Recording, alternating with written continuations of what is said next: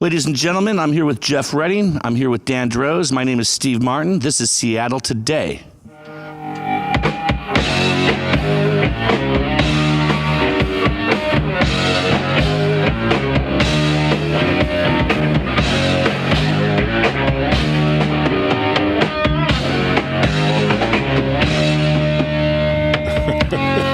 I hear your drums. I hear that's the formulation of your drum style. Right, yeah. Ladies and gentlemen, I think we have our big boy pants on today. I couldn't be happier to introduce our guest, Mr. Duff Mckagan. Thank you very much. I'm wearing these pants today because I was in a rush today to get my dog out for a walk in the post pelotoning and sweating still from dripping from the shower. And I do believe they're from about 20 years ago. Okay. And they would go into that what is the category of my little sister's pants? Speaking of pants. Perfect. Yeah. Well, we raised the mic so that we weren't showing your pants, and we got this background for you. So they won't see your pantalones. Right. When was the first time you were in this building? Just to start, we'd like to start there. The Moore Theater. Well, I grew up in Seattle for sure. I don't know if they weren't having punk rock shows here. I don't know what was going on with the Moore then. Like 79, I saw the Clash at the Paramount.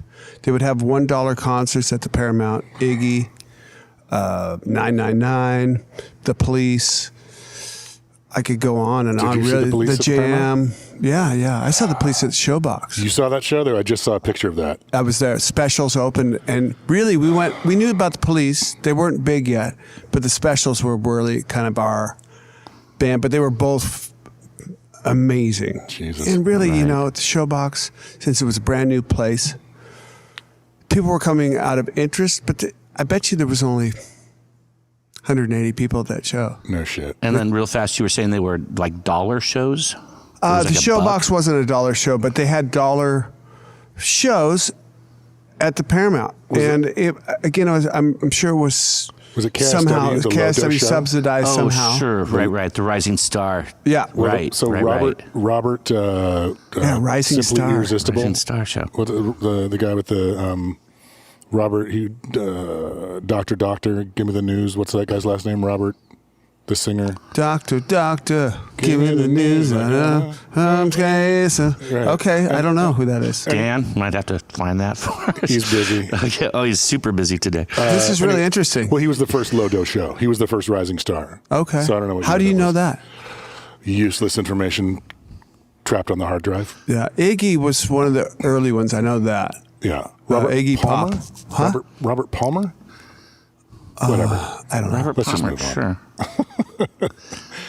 Thanks, Jeff. Yeah. Great. But back to the Moore. Right. So I don't know if I really came here until I moved back in the 93, 94, and maybe they still were having rock shows here at some point. Yeah.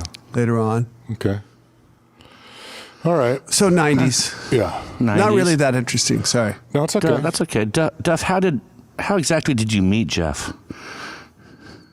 It was a day not unlike today. Okay. Blustery. Rain pouring, then sun, then rain, and Jeff came out of an alley. I don't know. I don't know how we met. That's pretty close, except it was nighttime. Yeah. But it was an alley. Where did we meet? The first time was in the back of Potato Head. Black Dog Forge out in front of the alley in Belltown. Oh, that's right. We did. You were playing with Green Apple. And you had come back to do a record with 10-Minute Warning. Right. And I wanted to ask and I was totally thinking it's crazy that, so that's when I met you and you were doing a record for 10-Minute Warning, and that's kind of what we want to talk about. But the period but was Soldier, do I remember that for a minute he was in that Reformation? Reform? He did it all. Yeah, he was in. Yeah, he did. Yeah, but he didn't do any of the shows though. Like after did he? Sure. Like because we played shows at the OK Hotel, and we played shows in Portland. We might. together. You're right. We may have got another guy now that you mention Remember it. the hippie dude, the kind of the long hair. Right. dude? Yeah. So for those of you who are listening who don't know what we're talking Sorry, about, yeah. We'll backtrack. this is Duff. I'll interject. I know it's their podcast. There was a band we had in the early 80s called 10 Minute Warning, and it came after the Farts and the Living. It was kind of a amalgamation of those two bands. I left Seattle in 84. I came back to Seattle in 93, and Sub Pop wanted to have a kind of complete history of Seattle. Right. So they contacted me and Paul Soldier. Is there any way? And Greg Gilmore. Is there a way? Greg Gilmore went on to Mother Love Bone.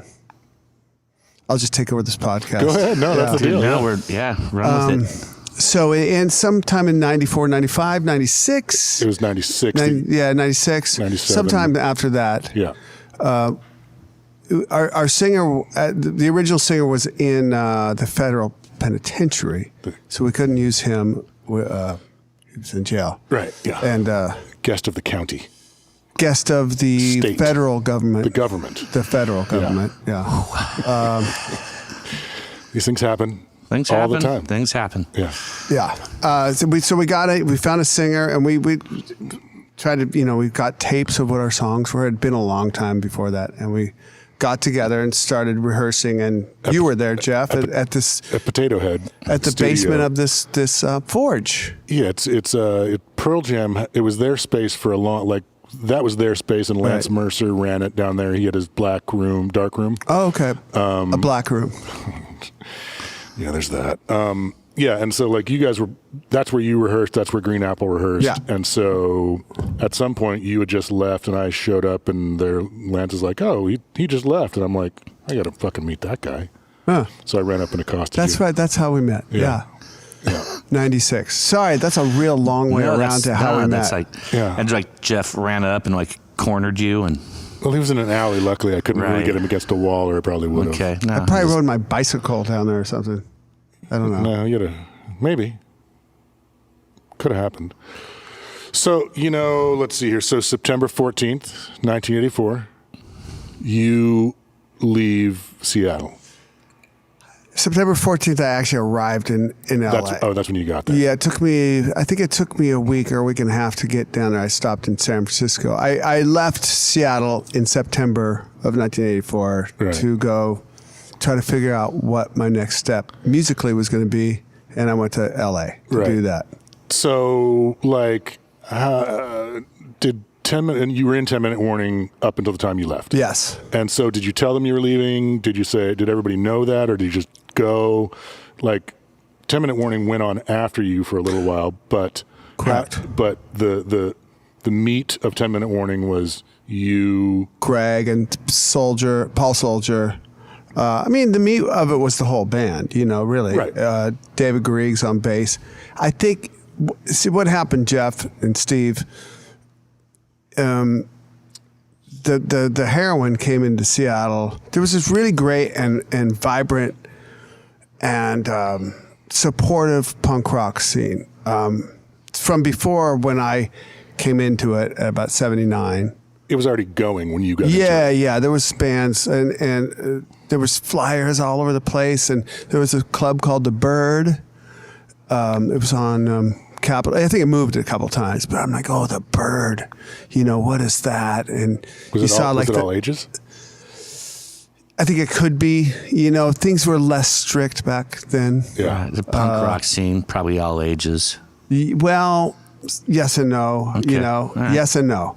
But there was, you'd see you could buy these singles at Cellophane Square of the bands that you saw on the flyers, like DOA and the Lewd, and you would buy these singles because the guy at the record store said he had them, and he'd show it to you and wow, it's 99 cents or 79 cents or something. Right. And that was everything. You'd listen to those singles, A-side, B-side, A-side, B-side. Right. And then somebody would get wise and make a cassette tape of all the collected singles, and you would have 60 minutes of punk rock. And Sex Pistols record, the Clash record, the Vibrators, all these amazing bands, right. Generation X, and I mean it's just, and then you got turned on to like the stuff before that, which is like Slade, Iggy and the Stooges, MC5, all, Sweet, all this stuff, Suzi Quattro, and everybody in America knew about the Runaways, and but they pieced that thing with Joan Jett together, and wow, she's going to produce this band from LA called the Germs.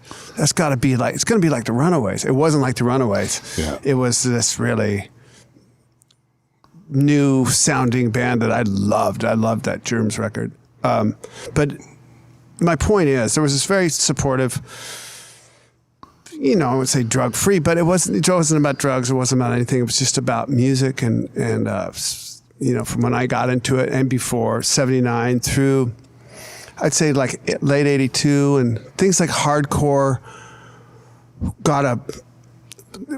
punk rock. Punk rock started to get more popular. It went from being chased down the street for being punk by jocks to those jocks now from the suburbs coming in and shaving their heads. Shows. Right. Yeah, shaving their heads and thinking, doing like Nazi salutes and stuff. Right. Like, oh, you guys don't have any idea what this is about. Really? Yeah. You have no idea. So 82, that started to happen, late 82, but heroin came in. Yeah. And really decimated this town. And I know people know about heroin later on with Nirvana and all this stuff, but there was a real... it showed up 10 years before that. Oh, yeah.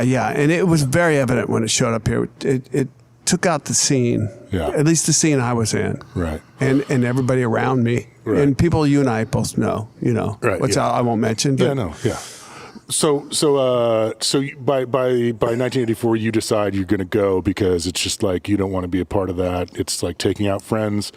How long had you been playing with 10 Minute Warning, both singers? I want to like just kind of work backwards from when you left, because I really think I'm kind of going on this thing that like, and we talked about this the other day about how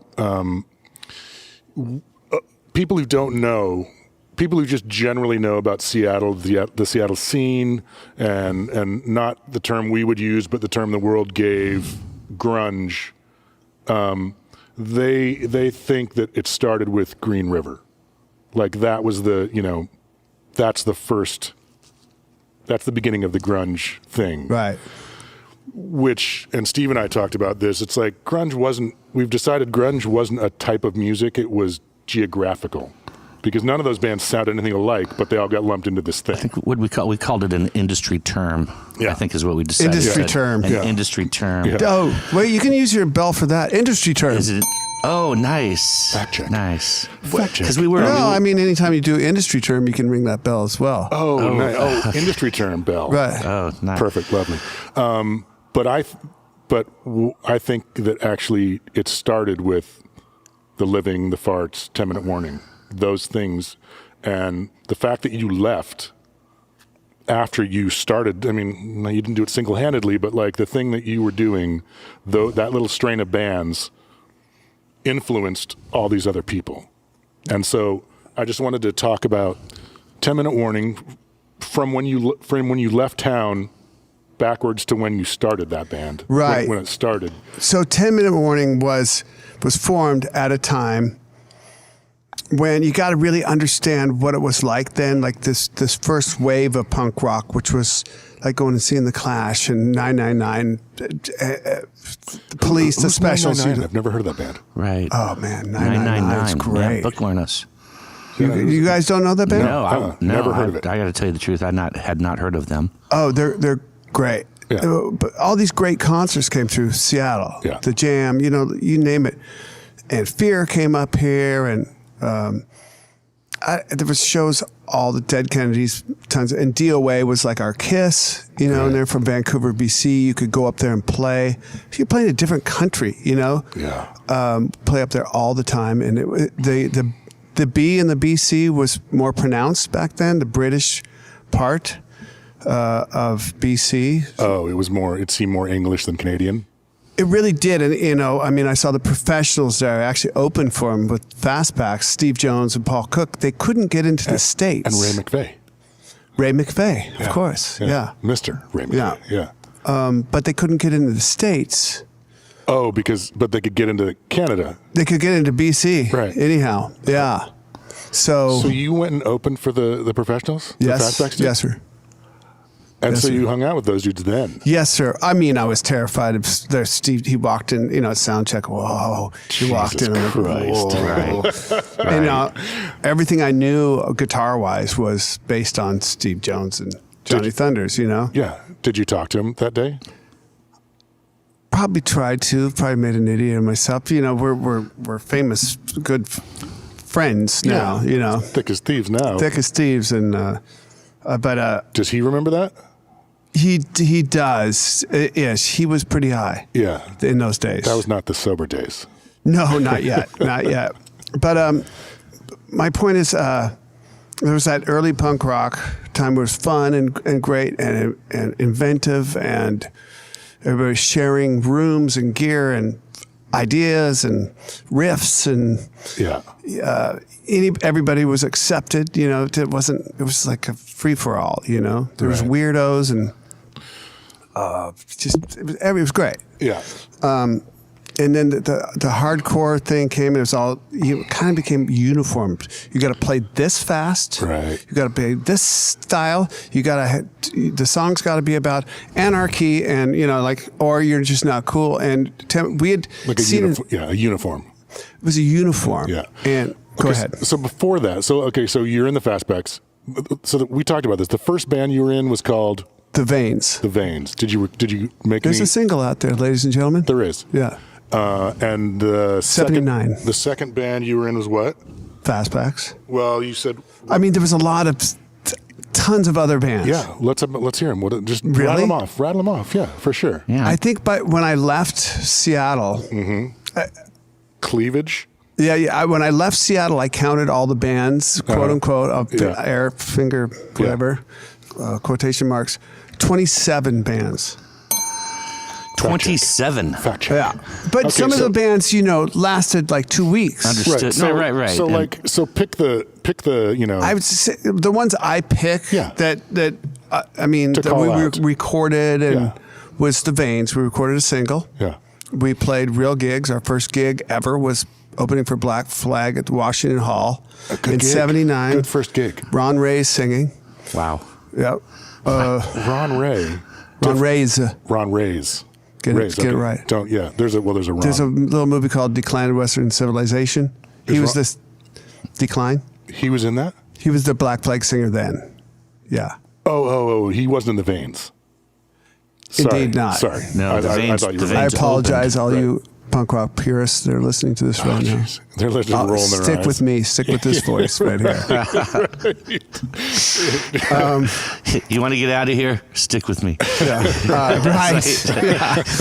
So no, if you don't know, that's the thing. Right. Like you don't know, and you know music. Right. But there was. Well, that's why I want you to say, like, give us the top 6 The Veins. Veins. Yeah, I don't know if there's 6, but there's The Veins, the Fastbacks. We made made a single. It's the first band I ever played drums in. Actually, the first time I ever played drums, period, was at the first Fastbacks rehearsal. Yeah. I love punk rock can do that. Yeah, that's so right. many other types of music can't. Other types. Yeah, my first time playing drums was at the practice. Yeah. I love that. Yeah. They had a drum set, you know, and Perfect. the first song we learned was "Baby Blue" by Badfinger. Nice. So that kind of gave me everything. You know, it was a little tom beat in there, and you know how to use the hi hat, and you know, in a couple of days I had it down. It's like, okay, I can play every other song now. Right. It's like snowboarding. Yeah. Once you complete 2 turns, Right. I'm as good as anybody else on the mountain. Right. So Fastbacks, we recorded a single, and then we were on the Seattle Syndrome. We played a lot of shows. At the same time, I was in a bunch of other bands playing bass or guitar. Right. Cleavage or the Zip Dads. Zip Dads. Zip Dads. I only wrote down Zip because I couldn't get there. Andy Fortier was in Zip Dads. Slats. and Scott Dittman, who was the singer for the Cheaters, which is the original No Threes single ever. Kurt Bloch, Al Bloch, Scott Dittman, and I think this guy Randy played drums. But that was one of the early singles. One of the early bands you would see playing the Bird was the Cheaters. And that was, I'm sorry, say who was in that again? Kurt Bloch, his brother Al Bloch, right, and Scott Dittman, who is this singer who took no shit, by the way. Dads.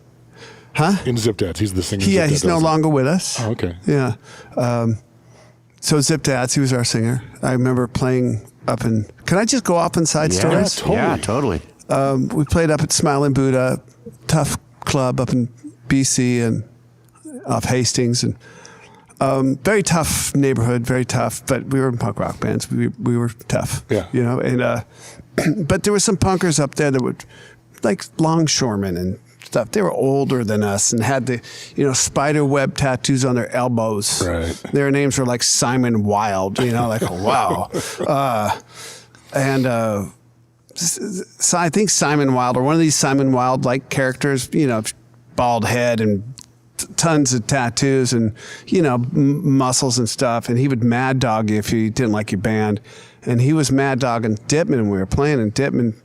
middle of the song, after we got done with the song, he goes, what did he say?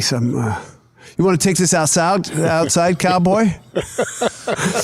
Dittman was From a tough... the stage? Yeah, Dittman was a tough guy. He wasn't afraid to fight. That's what it took back then sometimes, but not all the time. Yeah. But so punk rock went from this really fun kind of Wild West thing to like you said, a uniform. Right. The hardcore was a uniform. Right, okay, but like Zip Dads, what else?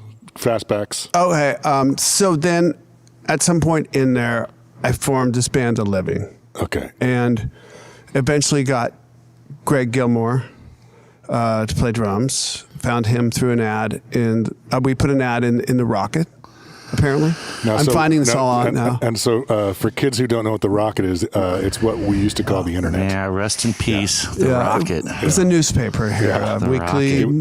A weekly, yeah. Okay. Was it weekly or monthly? I don't know. Bi-weekly? We have to double check that.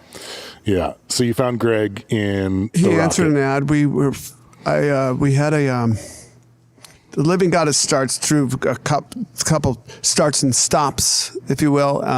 And there was a friend of mine, Todd Fleischman. Again, just another super tough guy. And that had value. He's the guy on the cover of the... He's the guy on the cover of the Living record that's going to come out. He looks like he's kind of a buff dude. Black belt, back then I karate or something. He went on to like world champion. Compete, right? Oh yeah. Ass kick professionally. Yeah. But he was professional when we were 17. Right. And he was your age? Yeah. And did he grow up with you? Like he grew up. So we played I played city sports. City baseball. Yeah. Little league sort of. Yeah, I grew up near the district. Yeah. It's called Bryant. Yeah. Played city basketball, city football, and Todd Fleischman played football, and his brothers. He had these older brothers. It was just this family of boys that you just would not ever fuck with. They had a reputation around the whole city. The Fleischmans. So I'm on a team with the youngest Fleischman, and the three older brothers are our coaches, and they teach us how to Jesus. We were a small team compared to some of the other teams, and they would taught us when the ref isn't looking to grab a mask and uppercut, how to do this without the ref seeing, and all this other stuff. It's like slap shot. Yeah, but we were like great football teams through the whole time. And Todd, Eddie Hewlett was on my team. Was he? Yeah.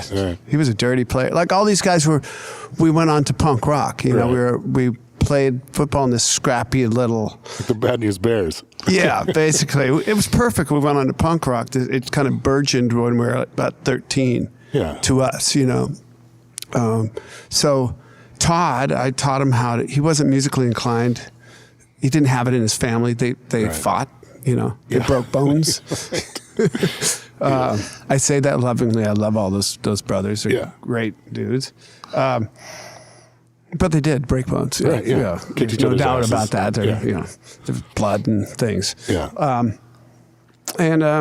Todd, I taught him how to play bass. I'd written these songs, and I taught him how to play the songs on the bass, and all downstroke, of course, man. Because it sounded better. Was Todd punk rock? He went punk. As we said it back, he went punk rock? Not turned. Went? Not turned. He went punk. He went punk rock. He went punk. He went punk. Okay. Yeah, that was a actual term back then. Yeah. Yeah, man. And I must have went punk at some point. Everybody should. Okay, so you got Todd on bass. You're playing guitar. You get Greg through an ad of the Rocket. Yeah, and when Greg showed up, I mean, that was a real drummer. So he was already Greg when you met him. Yes. He was always just like. And how old is he then? I mean, maybe Greg's a year older than me, but we're 17. So he's 17 or 18. But we, at that point, I've been playing bands for 3.5. That's a long time at that age. It's like 10 years. It really is. Like I was a KG veteran at 17, for sure. Like by the time I moved to LA at 19, I was like, am I getting too old? Will I be perceived as too old? I better go now. Yeah. I'm a little long in the tooth. Yeah. But so once Greg came in the room, anybody who's listening to this that knows Greg Gilmore's drumming, I mean, he was playing like Bill Bruford in King Crimson at that point. Yeah. He was already him. He was at the next level. Yeah. And there was a couple drummers, in town that kind of left town. I saw really good drummers locally. And then they kind of left town and went on to bigger things, Yeah, places where they could get gigs. Yeah. Yeah. And Greg was like, oh, wait, we captured one. Don't let him go. Right. It's like Pokemon. Keep him around. Keep him around. You got a fancy Pokemon. And we got a singer, John Conti, and we were like, okay, this is a real thing. And the songs, we wanted to kind of go, hardcore was in at that point. We wanted to be something more, and I was really cognizant. I really started writing like complete songs. I'd written a couple songs. I wrote a song when I was 14. It's on the Vane single. It's called "The Fake," but it's like the first song I ever wrote. Right. It's really hilarious. I'm mad at a girl in middle school. Like, you're a fake. So I sang on the song before my voice changed. Hilarious. But anyhow, so at 17, like really got into more like politically somewhat woke, but if you listen to the lyrics now, it's like, oh, you weren't even old enough to vote yet. You were just pissed. But you were motivated. Yeah. And drugs creeping in. I mean, there's songs on the Living thing that's going to come out about, kind of anti-drug. Like I went straight for a year, like no drugs. I'd started doing drugs really young. Okay. So what year does The Living start? 81. Okay, so by then, or by the time, and you wrote the songs first and then started the band, or was it simultaneous? Kind of at the same time, Yeah. You could write a song that morning and hopefully have some people to play it later. That afternoon. Yeah. Yeah. Okay, so 81, the heroin's coming in already? It must have been, yeah. It must have been. You're referencing it. Yeah. You're seeing it. It's not crazy yet. It's coming in. Yeah. That's right. Yeah. And heroin's coming in. Like it was kind of some older, like I played in a band. Okay, another band thing. The Thankless Dogs, which was with Mike Refuser before the Veins. Actually, it was Mike Refuser. This was before the Veins. Well, it's what made the Veins. It was the three guys from the Veins and Mike Refuser. Refuser. Mike Refuser. There was a Mike band in Refuser. Seattle called the Refusers. They were right. They were radical. Yeah. Radical. They had like coffee cans with the fire coming out of them. Pyro. Early pyro. Yeah. Homemade pyro. You have to. I love that. Yeah, they had sung. They were amazing. But we were playing in a band with like this real guy, Mike Refuser. He was in a band that was playing the Bird and all this stuff. I was in 8th grade. And taking a bus down to Airport Way, 3 buses after school to go rehearse. And how old is he? Refuser's probably like 30, He's 30. Right. Yeah. Playing with a 14-year-old. And he's jamming with But we teenagers. were a killer, like he really liked this young thing. But he lived down in this house, not a house. It was down in a truck stop.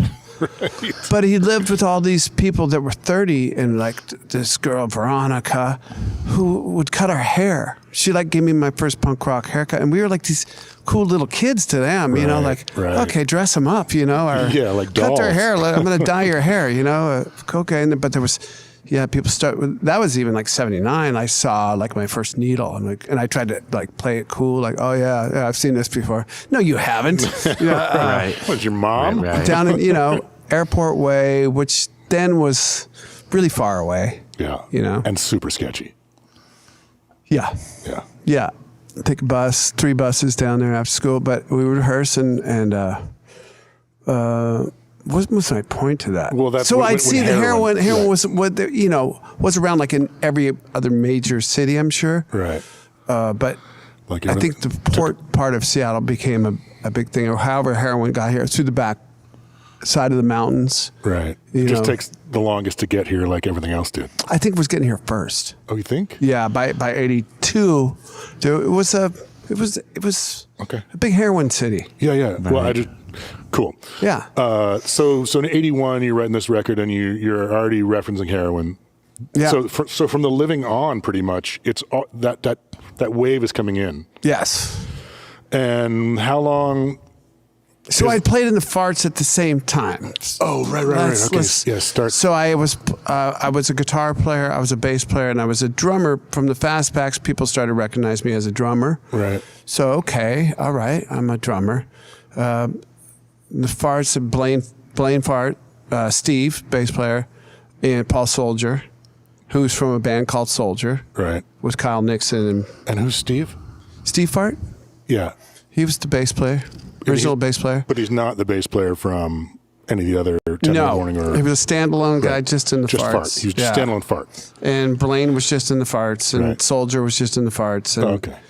It was only me that was in, like, I'm in 2 other bands, you guys know. Was Fastbacks one of them then? Were you still... Yeah. I think sort of. I sort of blind. I'd be lying to you if I said I know exactly what month. Yeah. Right. Is that the lie bell? No, that's when was I still in the Fastbacks and the Living in the Farts? Yeah. Yeah. I do remember playing a gig in San Francisco with one band and taking a Greyhound bus to Portland to play a gig with another band, with the Farts. The next night? Yeah, and I didn't have a penny. I was so hungry, dude. And I got to Portland, it was like at 8 a.m, nowhere to go. Starving. Oh, dude. It's like sitting outside of the club, like so hungry. And somebody got there early and they didn't have any money like to buy me anything to eat. And I played that gig. We played the 13th Precinct with Poison Idea that night. And I didn't have the energy to play. I started dropping the beat. You're bonking. I was bonked. Yeah. Oh, dude. Yeah. I think somebody fed, like, I got something to eat, like potato chips or something right before the gig. So all the blood went to my stomach, and I'm like, oh no, I'm not going to make this through the show. The light just going. I felt like I let the band down. Yeah, How old are you then? Like, that's 15, 16? Yeah. Yeah. Jesus Christ. Yeah, I was able to convince my mom to let me not go to Roosevelt, like proper 9-to-5 school, or whatever. Yeah. I went to Nova, alternative school, which you could do your work on your own. Yeah. And I had Kim Warnick from the Fastbacks. She was 18. Yeah. So she could be my counselor. Just had to be somebody 18 or older. Right. So she came to Nova with me and signed off as my counselor, and would like sign off on work for me. That's amazing. Yeah. So I was able to go do these like little tours and crap, 17. That's amazing. I had a job, all that kind of stuff. Yeah. Okay, so where do you record this Living record? We did a lot of recording. The bands that I was in and around, like the Veins. We did. American Music had this thing. Chris Udding, who was our guitar player, singer of the Veins, he had just gotten like, $1,000 or something from a grandparent died. Something like that. $1,000 was like $1 million. Like, whoa, you got like 1,000. 1981. 1979. $1,000. That right. was $1 million. And American Music had this thing. If you bought this PVPA, and he's like, he wanted to buy a PA. Right. They would give you a free day recording and 500 singles for free if you bought this PA. Right. Comes with the PA. Sweet. So we did all that, and we pressed that first No Threes label single. Do you know about No Threes? That's Kurt's Label. But no, I don't. But like, because he has Kingdom Records is his label also, isn't it? I don't know. But Ding. No Threes is definitely his label. And Okay. they had the Cheaters single. He had this band from Bellingham called The Accident, who were amazing. Okay.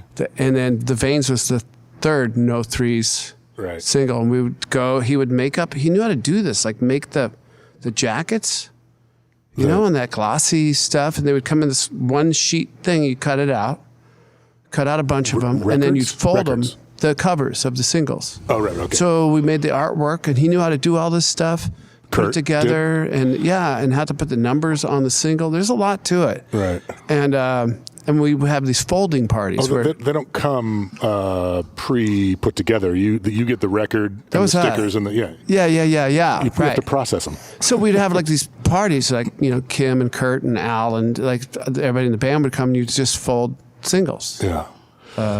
And was the studio was it at American Music? Is that American Music? American Music is a music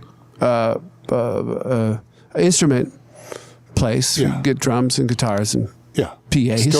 Still there. Up on Fremont Avenue. And I don't know if they built a little 16-track studio. Was that in Fremont when you were doing top that? of Fremont, building. yeah. I think it was in where the drum shop is now. Okay. I think that's where the studio was. Yeah.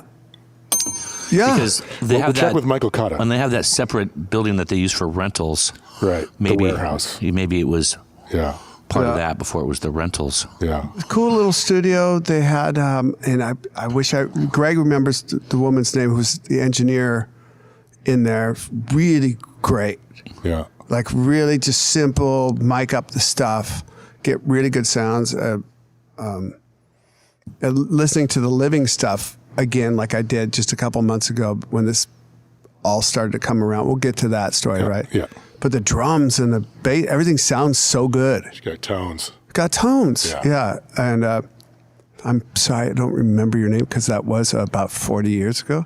Literally. Yeah. It was literally 40 years ago. 40 big ones. Yeah. Jesus, that hurts. Yeah. So American Music, we recorded the Vein single. We recorded 10-Minute Warning, Buried Alive and all that stuff there.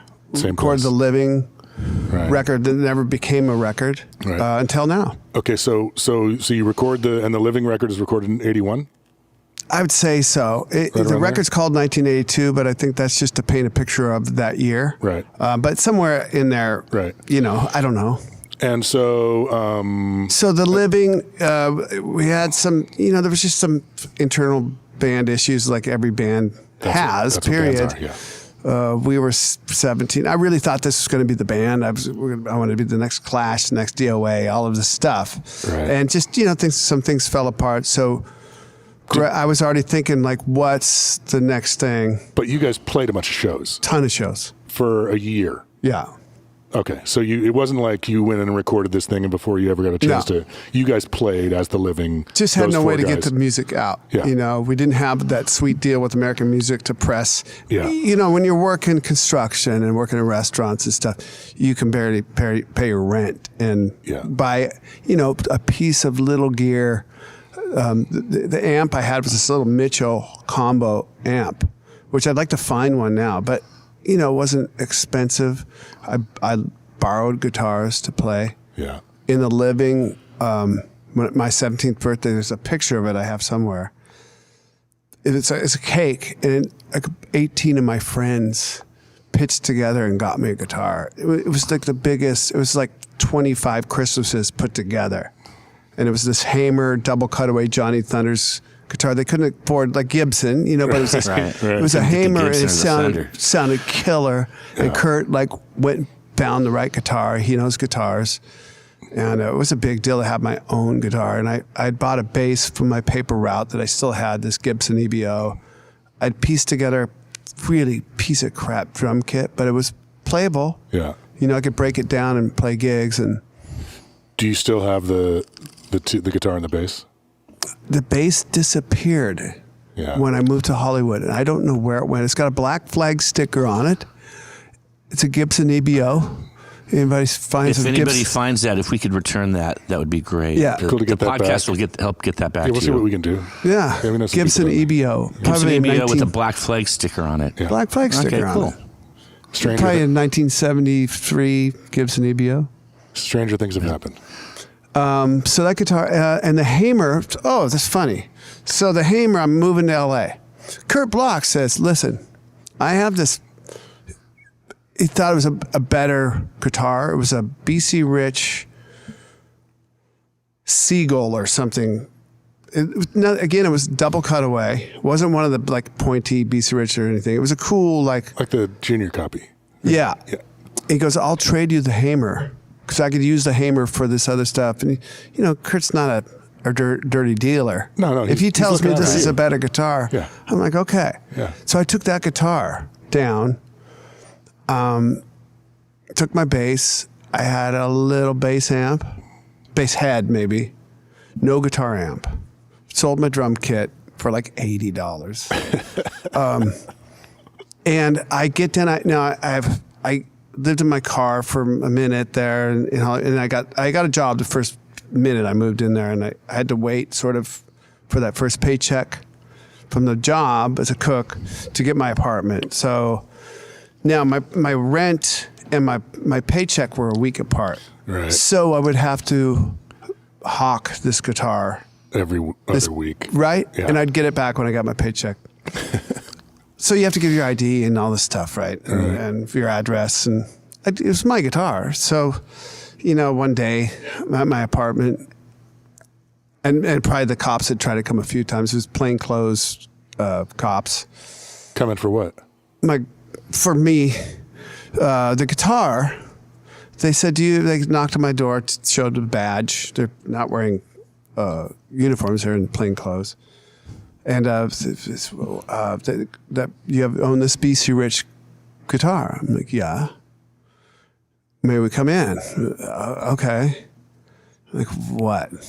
That guitar, and they could tell, I think, just by how young I was and by the way I reacted, that I wasn't the one who stole it, but it was stolen from a music store in Studio City in the Valley. Yeah. Valley Guitar or something, 5 years prior. I went ahead and hawked it 5 or 6 times. Like here I am, here's your guitar, and here's the guy who has it. Serial number and everything.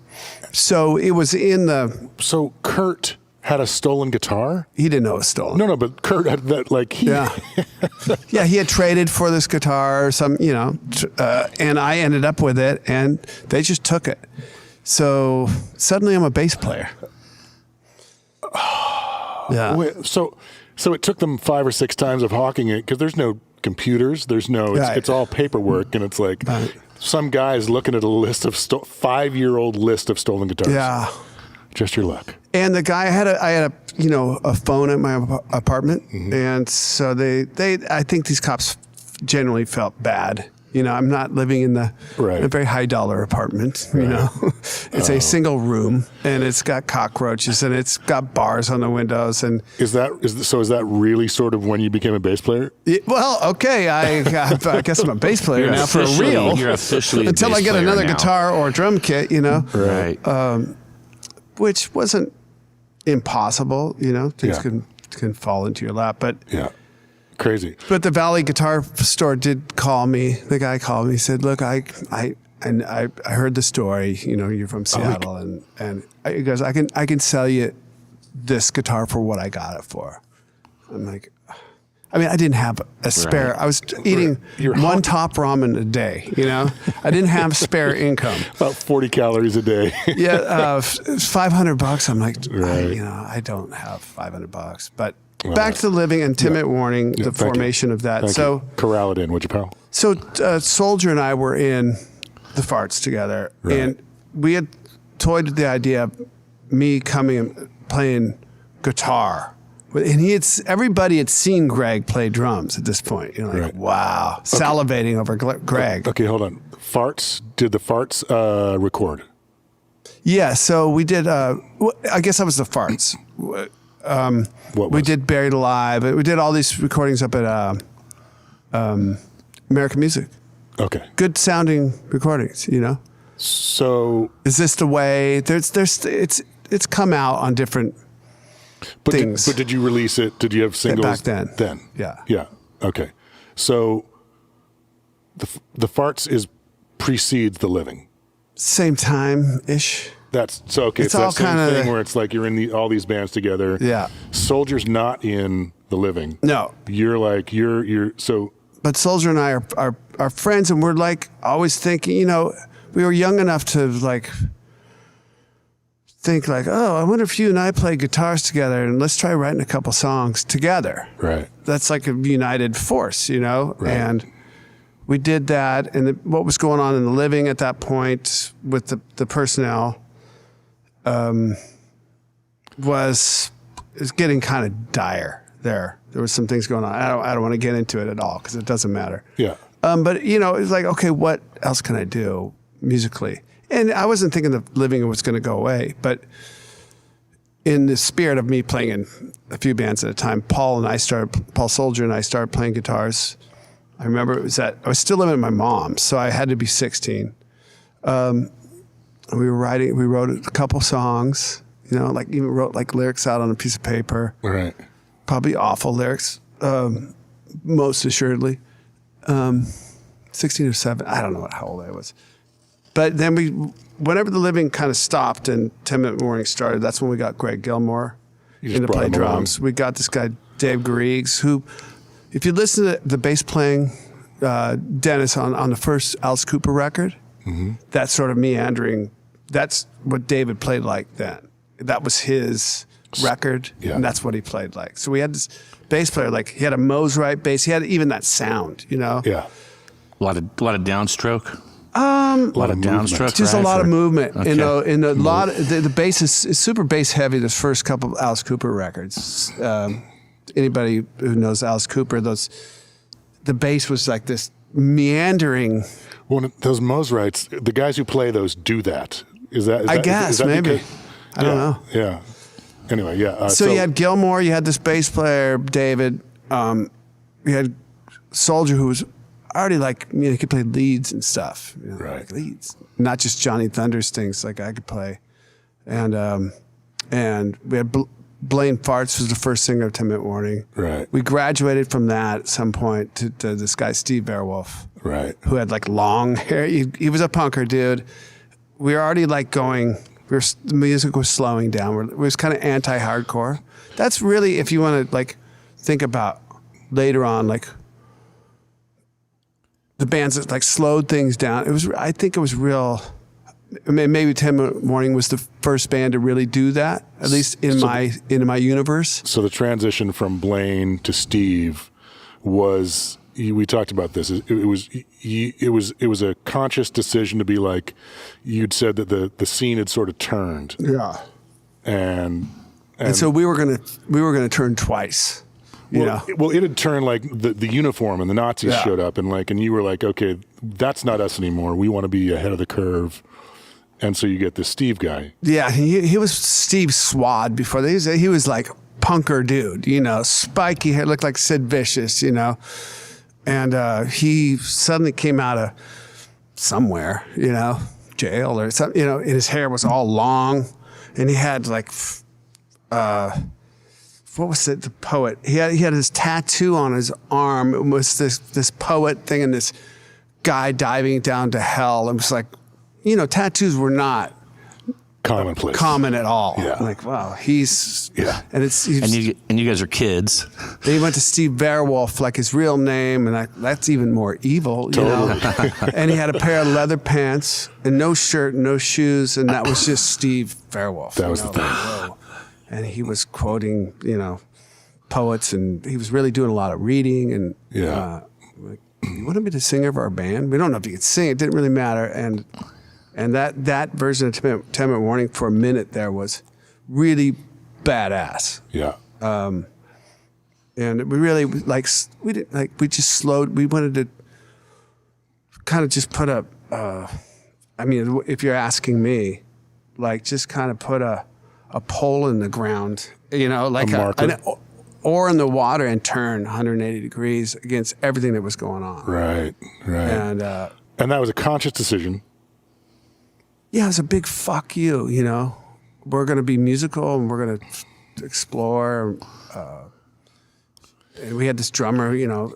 So we were like, Greg took me to go see King Crimson, you know. I was like, oh, wow. Not that I could play like, not that we wanted to be like King Crimson, but we were expanding out on other things. I was listening to a lot of Prince. It sounds like you guys were getting better as players too over that 3 years or whatever. And sure. So that probably led to some of what you're talking about. Yeah.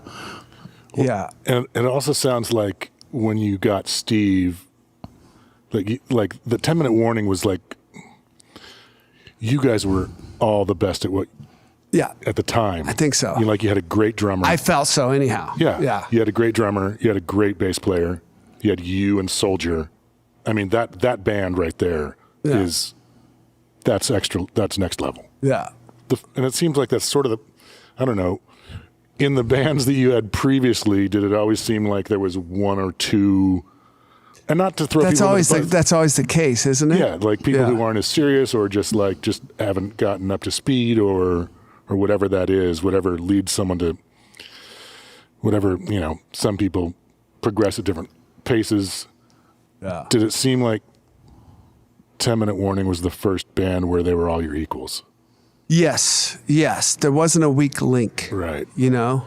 And when I moved to LA and finally got, you know, like the first, you know, Guns N' Roses, it was like guys who had moved to LA to do this. Made the leap. And it was like a guy like Slash who was already better than most guitar players in the world, you know. Already better than most guitar players will ever be. Just at 19, you know, I went to his basement. He started playing. I'm like, oh, I've never seen anybody in front of me. I went to Jeff Beck.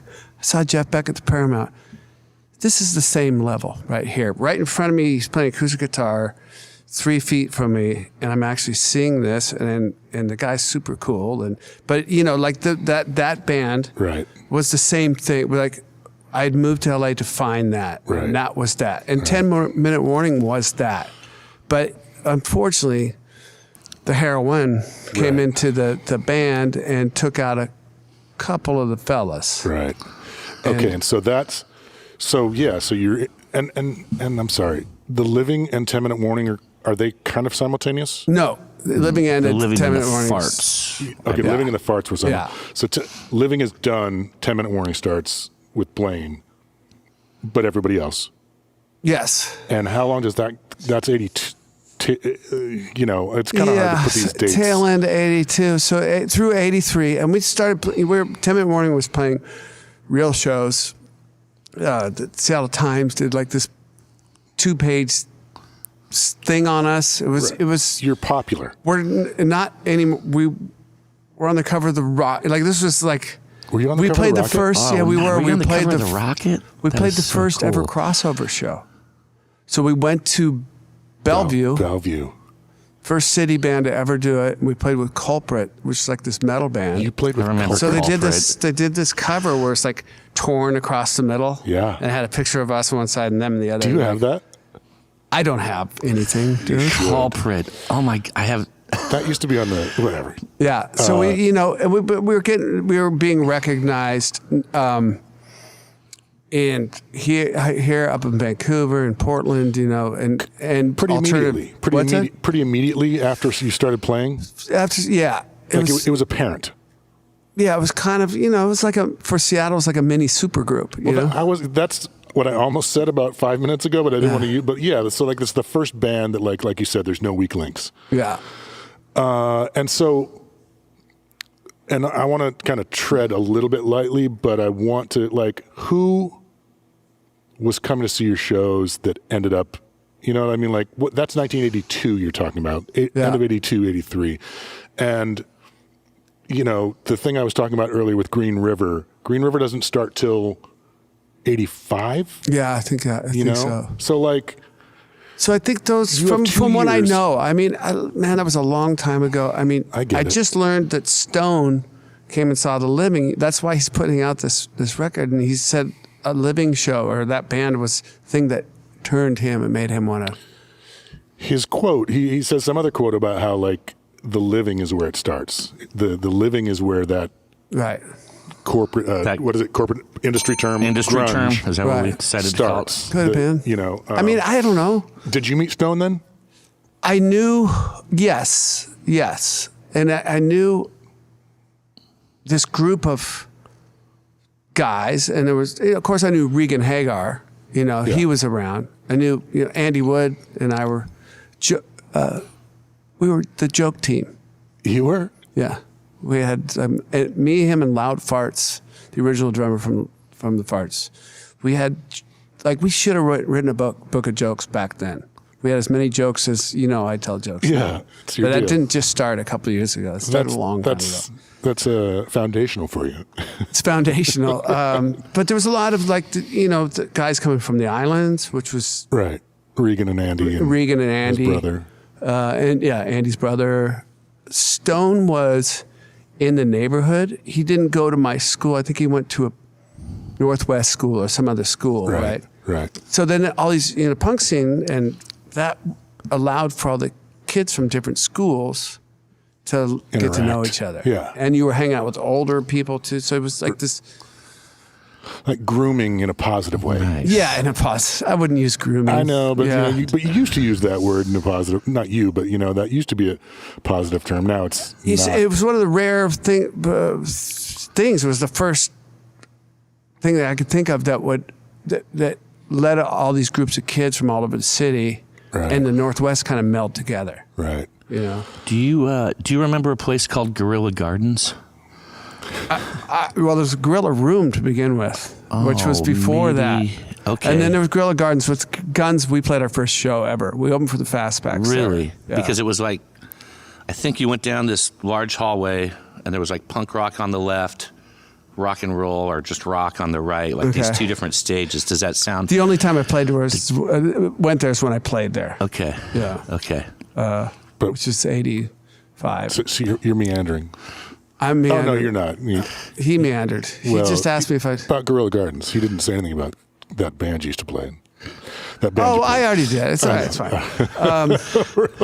Well, because... But Stone and Mike McCready, they had the band Shadow. And so did you play shows with Shadow? No, I went and saw Shadow, and then that's later though. That's like you, because you were living in Los Angeles. No. I thought you... Shadow, 84. Oh, okay. So you saw them here? Yeah, I saw them in Seattle. Oh, okay. I thought you meant... Because you saw them in Los Angeles also, right? True. Yeah. Yeah. But they were like... Shadow was like kind of like... They looked like Aerosmith. They were cool. 1984. Yeah. It was super cool, And they were really nice guys. And they're, Mike. Still. Chris and... No change. Just these nice guys who could really like... No chains? What? No chains? No change with Mike. No change. Oh, the same guys. Yeah. Same guy. No chains. No chains. No hairy on the chest. That wasn't the look. No. But I think there was probably a lot of guys around that saw those shows, and I've heard about it after the fact. Yeah. And I don't. It's not for me to say who came to our shows. I know, and that's why I'm like tread lightly. I'm not trying to draw a straight line or anything. No. But I think people that were there who came up in that scene kind of know what happened and know what the natural progression of bands were. To then grunge became this big catch-all word, and Seattle was this scene. Industry term. Seattle was this scene that became world popular. Yeah. But if that wouldn't have happened, it would just been in this. We're trying to now find the lineage of this thing, and it was just Seattle music progressing through punk rock, through hardcore, out of hardcore, what's next? There was crossovers happening in music. Right. The Accused was this, I think Motorhead's responsible for the crossover that happened. Yeah. And you're saying, like, what you just said was that people who are here know whatever. And what I'm vaguely attempting to do is, like, everybody else should know also. You know what I mean? Like, so finding that lineage, finding the, It's a cool lineage nobody knows about the before. Right. And so, if you want to talk about, like, records that came out, Sub Pop started in about 84, like the first single maybe was 84, 85. Bruce worked with me at Pavitt, Sub Pop, industry term. Bruce Pavitt. Co-owner. Industry guy. But he and I worked at the same restaurant. And he had a column in the Rocket called Sub Pop. Okay. He would talk about indie music and stuff. And wow.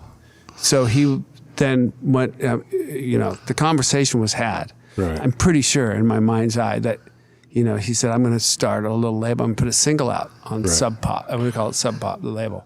Well, and so this is that's like the direct line right there between you. And, like, I just think it's super important.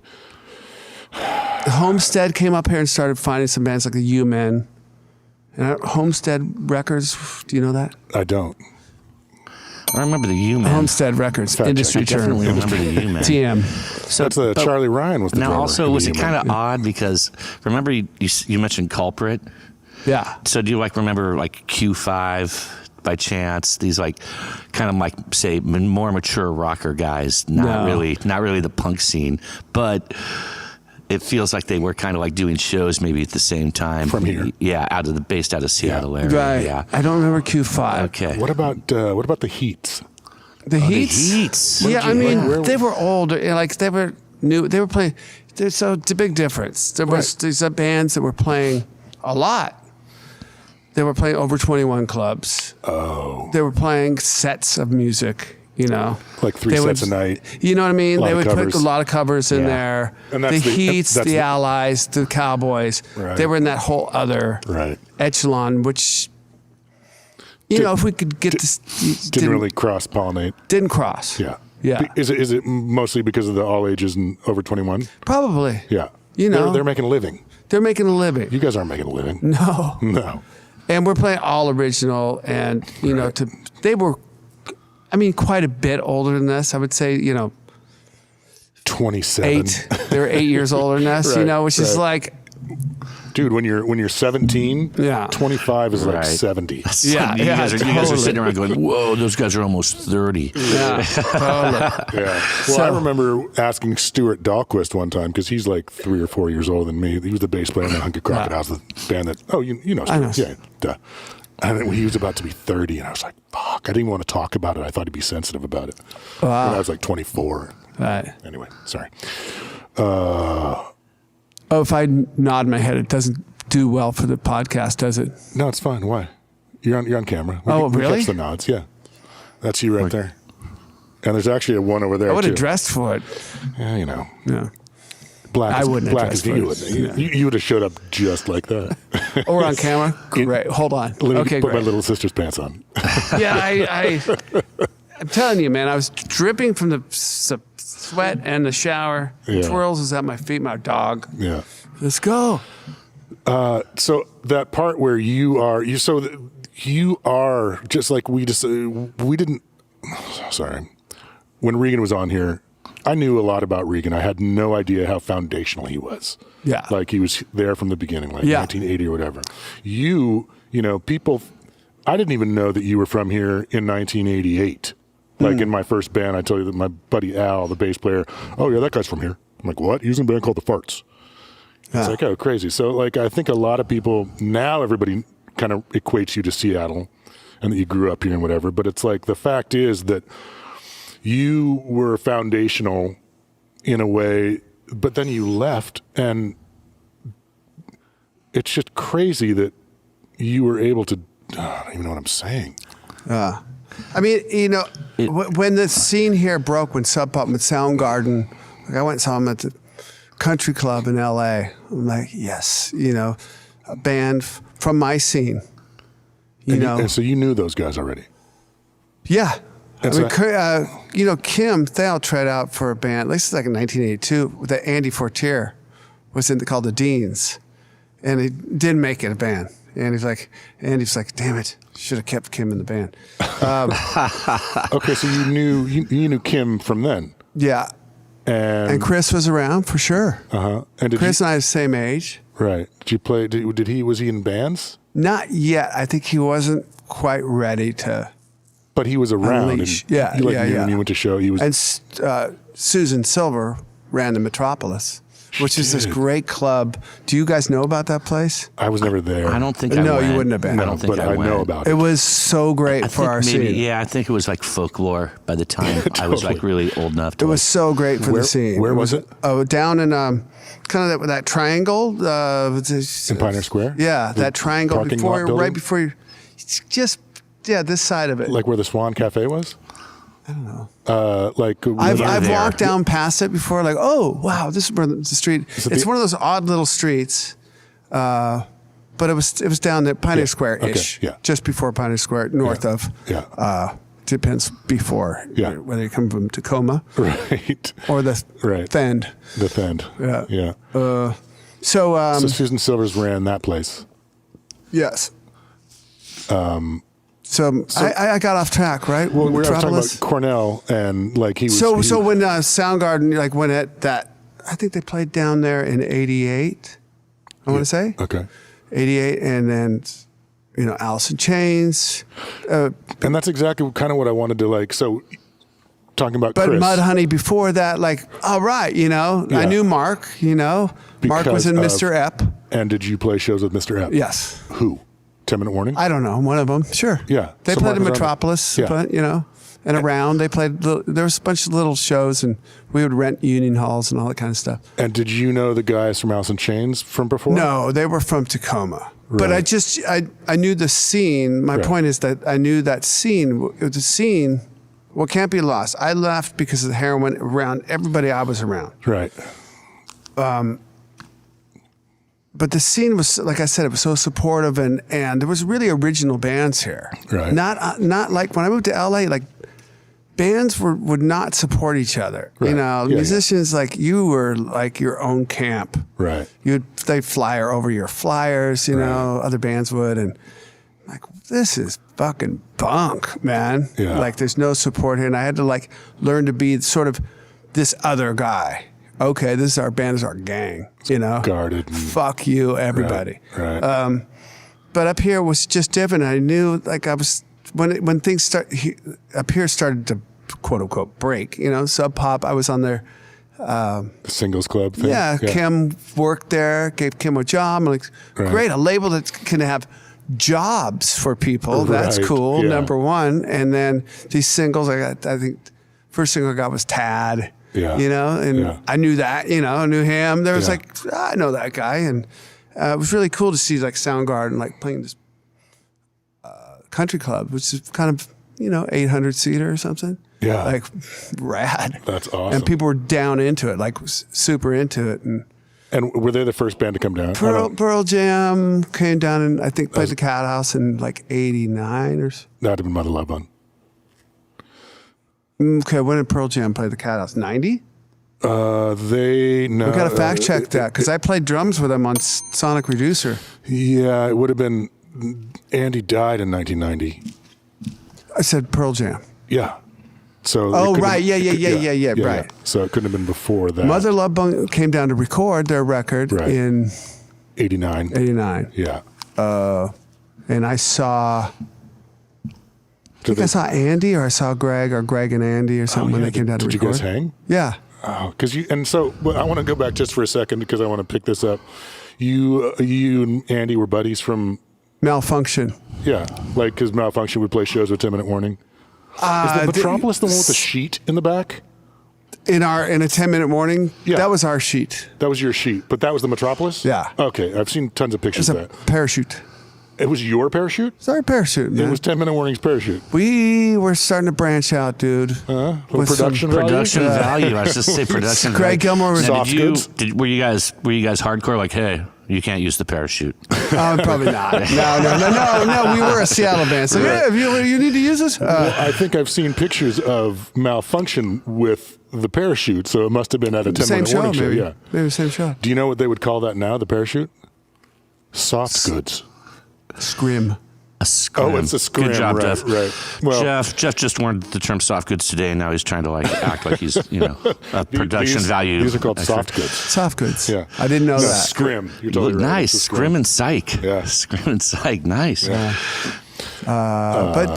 So there was a bunch of little places. So there's a place called the Gray Door that my buddy Donner had. It was not a licensed club or anything. Right. He lived there and he had shows. He built a stage. We built the stage, and all kinds of gigs were had there. And that's the first time I think I met Malfunction. Was it one of those? Yeah, 83. The Gray Door? Yeah. Into 84, sometime in there. But Andy was, they were really funny guys. And their band was fucking amazing. Yeah. In that they were wore makeup and all of you on the left side, I want to hear, all right. And there's one person there, so good. All right. Okay, all of you, he's taking it like there's 20,000 people there. Right, amazing. Right. No, he's going big on every show, regardless of turnout. I love that. Yeah.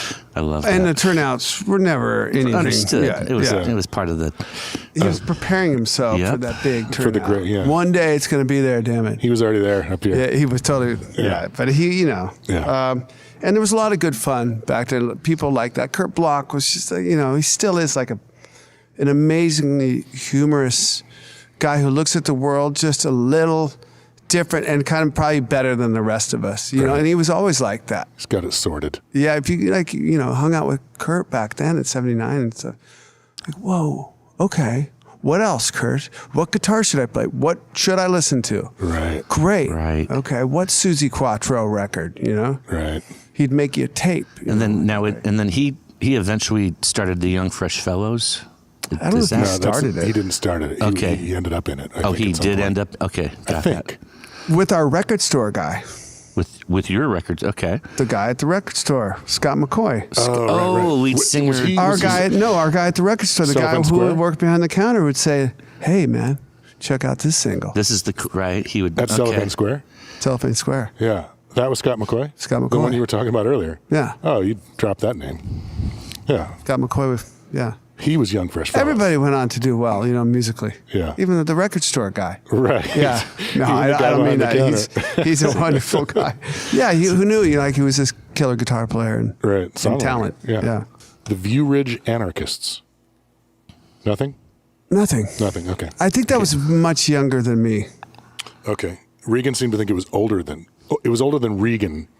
Me and Regan are the same age. He doesn't know that. Somehow, so anyway, it doesn't. No, okay, I think now that you say that, View Ridge Anarchists, but come on, dude. What? View Ridge Anarchists? Is it one of the 27? Kind of an oxymoron, right? Is it one of the 27 bands? View Ridge is yeah. It's the fancy neighborhood. I mean, it's not the fancy, but it's not unfancy, Right. Right. There was no gangs when I was in punk rock. Right. None. Right. Except in L.A. when I went to L.A. and played, and they were like, who are those guys dressed the same? That's the Lads. What's the Lads? L.A. Death Squad. It's a gang. I'm like, a punk rock gang? Yeah, a punk rock gang. Are they Lads? The Lads, L.A. Death Squad. Yeah, it was real. Yeah, there was like punk rock gangs. That's a whole nother story. If you want to know about that, read a book called Disco's Out, Murder's In. Okay. Yeah. Got it. No, I have a super important question. Book recommend. I have a pivotal question. Okay. You guys are sitting around, you're jamming, you're at practice. How do you come up with the name The Farts?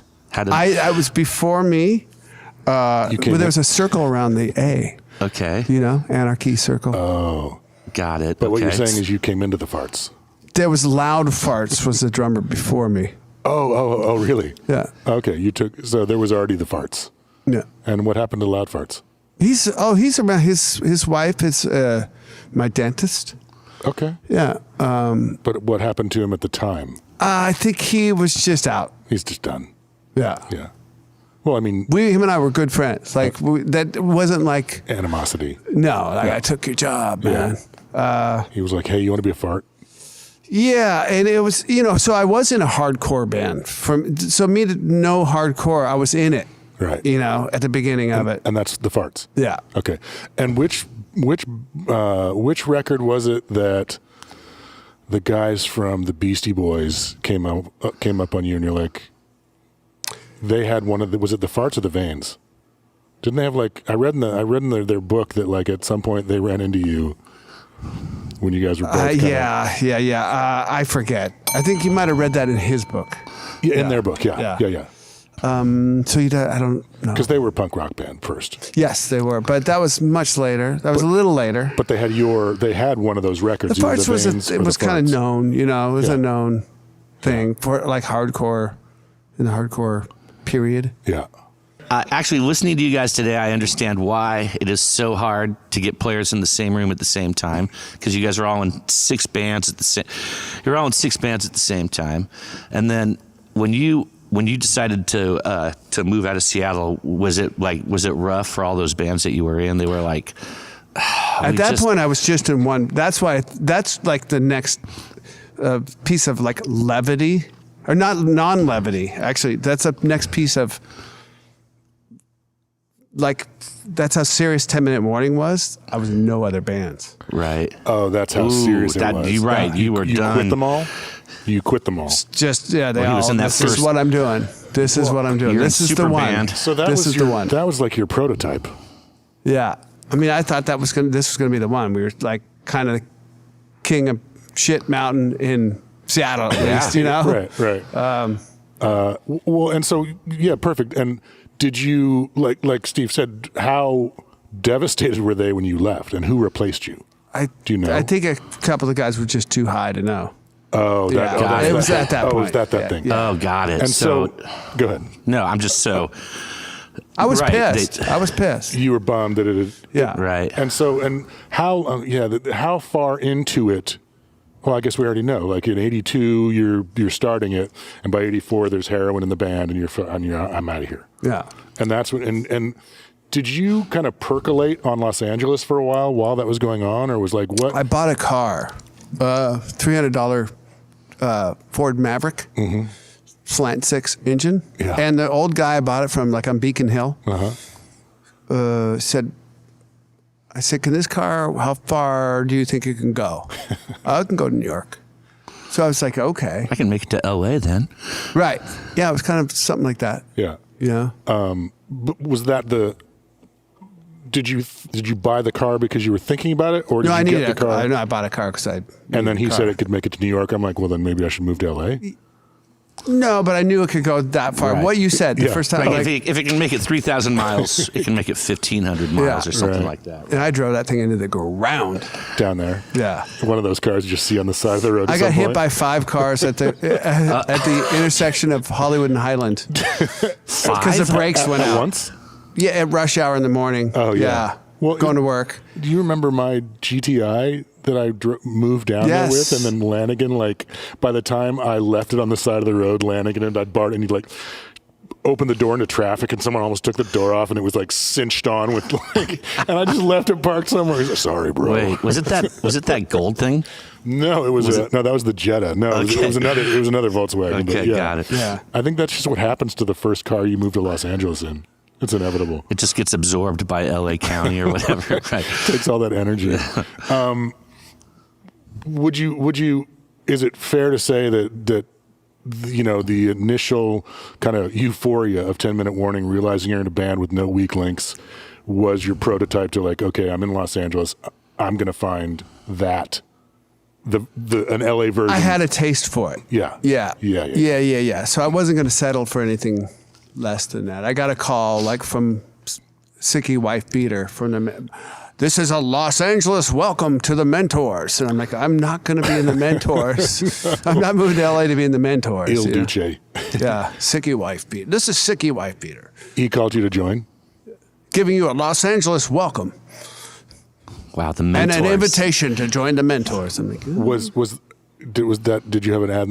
How did he get your number? I got my number. I had a landline in my apartment. Yeah. It wasn't like I was trying to hide my number. Yeah. I was trying to meet people and And just to kind of bookend the beginning of your kind of your success, whatever, like success in meeting the people you wanted to meet down there. Mm-hmm. How long from when you got there was the Fastback show with GNR? Was that everybody?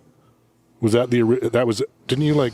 Yeah, it was someone shitty in the band that you kind of... No, that was the band. That was the band that made Appetite and right. Yeah. And so, like, how long? That's our hitchhiking trip. The hitchhiking was the one where you got somebody out of the band because they... No. That was the one coming to Seattle. We hitchhiked to Seattle from Bakersfield. They made that gig at the Guerrilla Gardens opening. Yeah, and we used the Fastback's gear. Our gear got left in Bakersfield with our guy in the car. Right. And so we were tired. We were awful. We played to the Fastback's gear. Right. They owned gear. A lot of people, there was literally 3 people at the show. But, nice. Many people said they were at that show. Everyone says they were there. Yeah. But there was 3 people there. And they were all in the Fastbacks. And it was the other band. Did you guys have, like, how much material did you have? Like, what was, so is that your first show? Yeah. That's the first show ever? Or did you have your done shows down? Yeah, okay. And, like, what sort of material would you have been playing? Like, how long had you been a band? How long? That's another podcast. I just want to bookend it with that first Seattle show with the Fastbacks. We had because I was playing with Axl and Izzy for a while before that // and Steven came in. So we were playing shows in LA. Oh, so you had material. There was like Don't Cry and Shout of Your Love and Reckless Life and right. Okay. Yeah. All right. Yeah. So we get you on here again and talk about other stuff. I don't know. Yeah. Oh, we have to. Yeah, come back. There's too many stories. If you enjoyed yourself, you could do us another favor and come back. Yeah, I'd love that. Would be awesome. I live for it. You know what I'd love to do is come back and do your podcast again. Jeff called me last week. Hey, how would you like to do a podcast? How would I like to do a podcast? I would hate to do a podcast. You would hate to do a podcast. Okay. Do you want to rephrase that, Jeff? Would you like to do me the favor of being on our podcast? There we go. No, well, it's not like I'm doing you a favor, but but I mean, I don't know. No, it was like... I've done so many damn interviews in my life. Yeah. And it's the best thing. It's been this tour that we did, not doing any press. It's been like, I don't have to like talk. Like this is fun to talk about. Like this scene that nobody knows about. Right. From 1979 to 84. Yeah. It's really fun because I can actually dig in and go like, fuck, I don't remember. I haven't had like, I don't know. That's a good question. I haven't had that for such a long time. Right. And Loaded, like doing those interviews and stuff, she's like, It's like one question about Loaded and then 70 questions about Guns N' Roses. Yeah. Oh, right. See. Oh, here's a non-music question. And it's great to have a band that people are that interested. Don't get me wrong. I don't mean to sound like I'm some sort of... No, it's just... Because you're not. Pansy, but I'm not. I get it. But it just gets old. That kind of repetition. Worldwide repetition. And you have worldwide years repetition. Of it. Years of it. So... Yeah. Really fast. Non-musical. I could just if you take recall, in 1979, the Seattle Supersonics were world champions. Yeah. Do you recall? Was the city... Oh, yeah. I went to a game against the Washington Bullets. You did? Oh, you did? I did, yeah. Nice. How'd you get tickets to that? My dad got tickets, I think, through the fire department or something. Yeah. We were a blue collar family, so it's not like we could get fancy. Right. That's super fancy. So that was like now you went to a regular season game that happened to be the Bullets. No. Or you got to go to a home. Oh my God, a championship game. Ooh. Yeah, nice. And this is when the Sonics. The first year, like they really started to me was in Slick Watts. It was just like his second year, and I had a paper route, and you could. Whatever achievement you could do on your paper route, pick up 5 new accounts, you could get a Slick Watts T-shirt. I'm like, I'm getting those new accounts. Yeah, you are. I'm going to hustle that Slick Watts T-shirt. Nice. Yeah. And then, getting Freddie Brown and Dennis Johnson. And it's crazy that, like, cats. So Slick, his last year was 78, right? Yeah, he was right. He got traded. He got traded to New Orleans Jazz. New Orleans Jazz. Yeah, before we did our championship run. Right. Yeah, that's correct. I was a big Sonics fan. Who did we get for him? Wow, that. Like, was Gus Williams there before? Because wasn't Slick sort of the Gus Williams? I think Gus was there before, I believe. I don't know. Yeah. I think so. The fucking Lonnie Shelton, yo. Yeah. Yep. That's my boy. Yep. I don't know him. But sure. Yeah, that was super fun. And that's probably like the last year I was into sports for a minute. Yeah. Sure. I just started playing bands. No, you were just, right. You were all bands all day. Yeah. Right. Yeah. All right. Mm-hmm. Dude, this has definitely been Seattle Today. We really appreciate you being here. Okay, Yeah, Seattle Today. Absolutely. Seattle Today. Thank you so much for coming down.